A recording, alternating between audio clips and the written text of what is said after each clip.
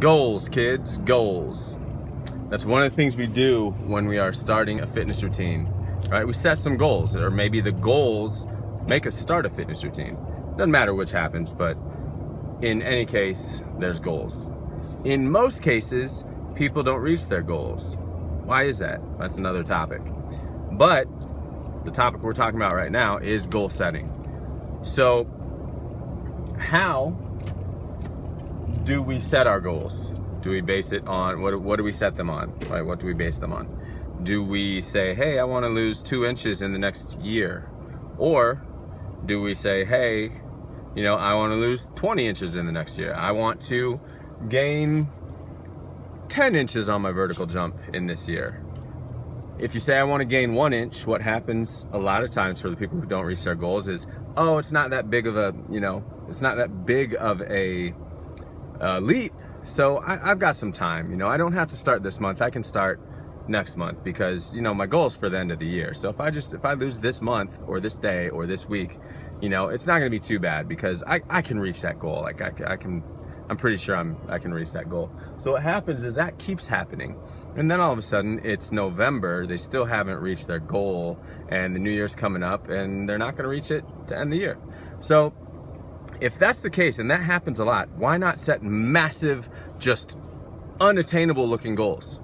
Because, you have this saying, reach for the stars and you'll make it to the clouds. I don't know what the saying is. Reach for the stars and make it to the clouds, in that effect. So why not set goals that are just massive and stupid?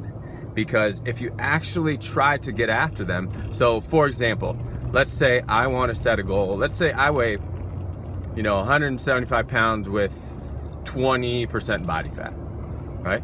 Why not say, by the end of the year, I want to be 170 pounds with 10% body fat, right?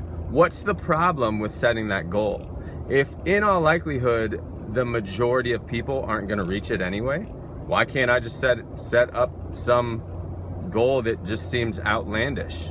Because worst case scenario is what happens to the majority of people and I don't reach my goal.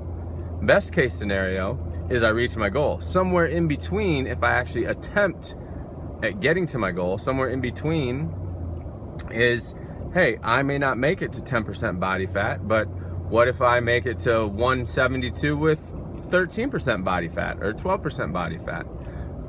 Then guess what? I still am going towards that ultimate goal, and I'm much closer than I was when I set those little tiny goals that no one really cared about.